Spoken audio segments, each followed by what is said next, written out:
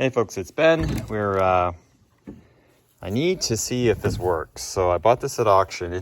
Technically it's an ice hole auger. So it has a special bit down there to cut into ice. I don't need it for that, obviously. If you've seen some of my shorts, I have an ice hole digger that I used to flip compost. The compost piles are over there. But I'm like, if you're gonna be a chump and turn it by hand, these things go for very little at auction. Let's go ahead and see if we can get one and maybe turn compost over with it. That'd be polluting and fun. So here we go. It's a Tecumseh 2-stroke. It's a power drill by Ardstam. I'm not sure. I don't pronounce things great. Cumberland, Wisconsin, and it's an 8900 serial number, whatever. It's a small 2-stroke engine device. Quick tour of it. Here's the throttle, which is neat because it pulls this bar, which actuates the carburetor there. So that's cool. And then this is my choke. Doesn't actually indicate which way choke is on. Maybe it does on the bottom, but I'm guessing that's on and this is off. We have a little air cleaner in here. And then looks like it pulls air from the cooling compartment, so obviously built for cold weather application, so probably no actual air filter in it. On, or that's off, an on switch, spark plug. On the other side, there's a muffler. And this gas tank with its tiny little fuel line. And looks like that's actually a fuel pump, a little pulse fuel pump here. I should probably take the time to pop this off and see, oh, there we go. Yeah, it's not fancy. Oops, well, that's gonna get sucked in now. Perfect, flip that over so all the dirty stuff's on the clean side. Yep, let's just go ahead and put that there. Okay, so I got some, it says it needs 5 ounces of 2-cycle oil per US gallon of gasoline. I'm an American, I appreciate freedom units. But putting a ratio of 30 to 1, 40 to 1, 50 to 1 on a 2-stroke would be fairly common. So thanks for that, Tecumseh. All right, this may or may not be the actual cap for it. So I'm just gonna go ahead and throw in this 30 to 1 that I run in everything else I own. It's got 2-stroke and seafoam in it. And we'll just give it a good, that's probably plenty, because if it doesn't run, I'm probably gonna have to drain the tank and all that crap. So let's just get that set up. Okay. And the seafoam is there, so it'll help free up any debris that's in the carburetor, so it will plug any orifice that is free and flowing, so it won't run in the future. I'll grab a tripod, and let's see if we can get this thing started.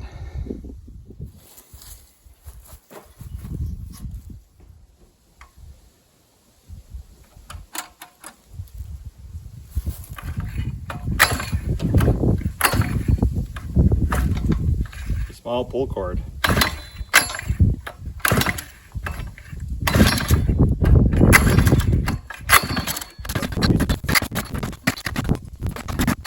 No luck there. So we're either dealing with no fuel or no spark. So let's puke a little gas down the carb. Whoa, way too much. If we can get it to bark off, we know the ignition's good.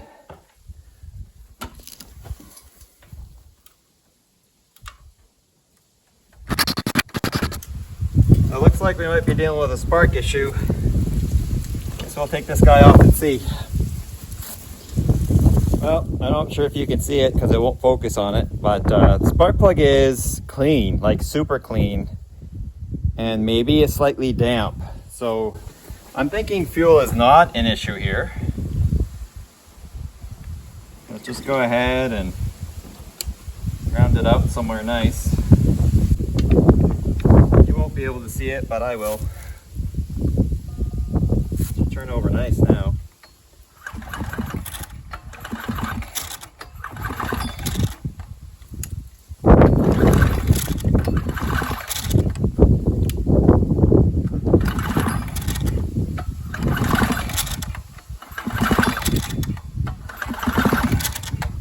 No spark, so we got to do a little bit of digging to see what's going on here. Well, my battery died on my phone, so let's go ahead and recapture what we did here. We had our cover on, and all we did was undo these 3 long 1/4 inch bolts, and that just lifted right off. And you can see there's our recoil starter, and the neat part is every time it pops out and just grabs the fan that you see here. So we still have the spark plug out, so it turns really easy. And then we had the coil, which resides here. So what I was able to do is remove it, and we did quite a bit of rust across the lamination, so I'm hoping that might be it. And also across the magnets as well. Blank on that side, counterweight. But there are 2 magnets right there. And then while I was here, I did ohm out my switch, and it is still functional. So that is on, that is off. So that still works as well. So we're going to just kind of scruff up the areas where the coil bolts to.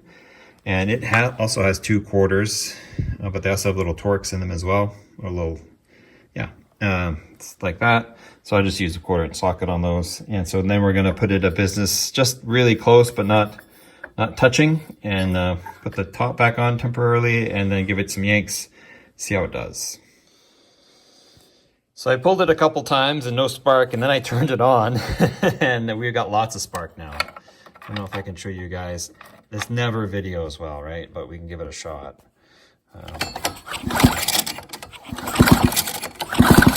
Yeah, not sure if you can see that or not.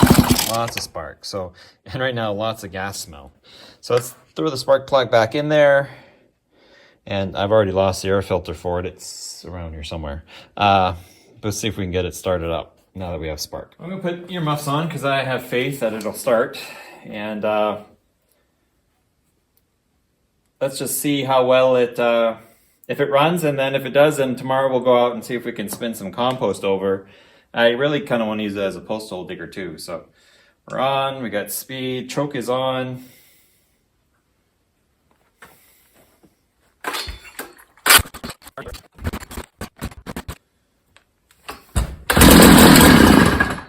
Hot dog.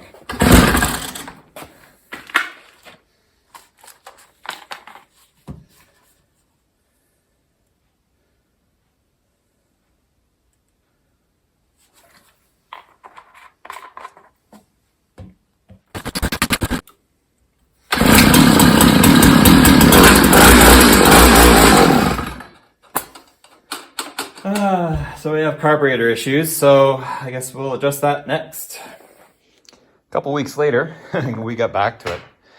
We had that issue with the carburetor, and so what I ended up doing, these are 5/16, and then the ones behind it are actually 1/4 inch. So I took the carburetor completely off, removed this panel, and then there's a big screw on this side.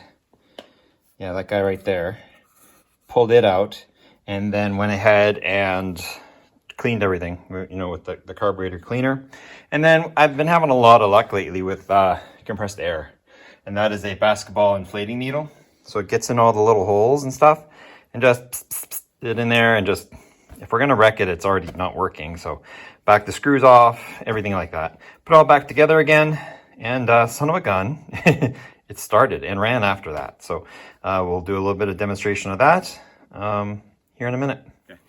So we've been flipping compost with this. It's a manual ice auger, and mostly just by putting in the compost, turning it, it digs itself in, and then we pull it up and out comes the compost. But then I'm realizing I can pick up a gas powered one super cheap. So here's our unit that runs. Here's some compost that's been layered. It hasn't actually ever been turned over yet. So I'm going to fire this thing up, and we'll come in, take a look, and see just how awesome this thing is, hopefully.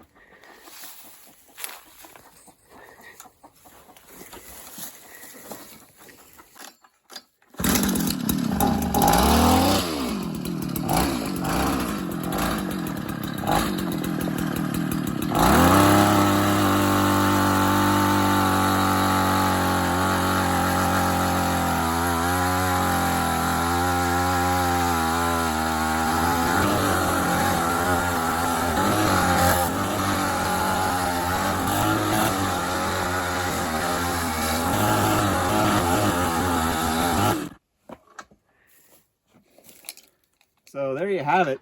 It works great, especially if you just leave it in there to turn over the pile. What we're doing is not having to turn over the pile by hand with a shovel. Have this mix the pile up. If we had someone on the side maybe pouring water in it to rehydrate, that'd be fantastic too. So great great idea. It worked out well. And the last bit here, we won't comment on it. Let's go see if we can dig a hole in the garden. I wonder if this could be a post hole digger. I don't think because of the bottom it's going to dig very well, but I think we could probably grind that off and it might be okay. We'll leave that for another video actually. So if you have any questions, feel free to ask them, comments, leave them. Thanks for watching. Please subscribe to my channel, Turbo 231, for more videos. And as we go through auction stuff and get this stuff going, I think our net cost on this is about, I wouldn't have spent more than $5 on it. So pretty good upgrade over the manual rig.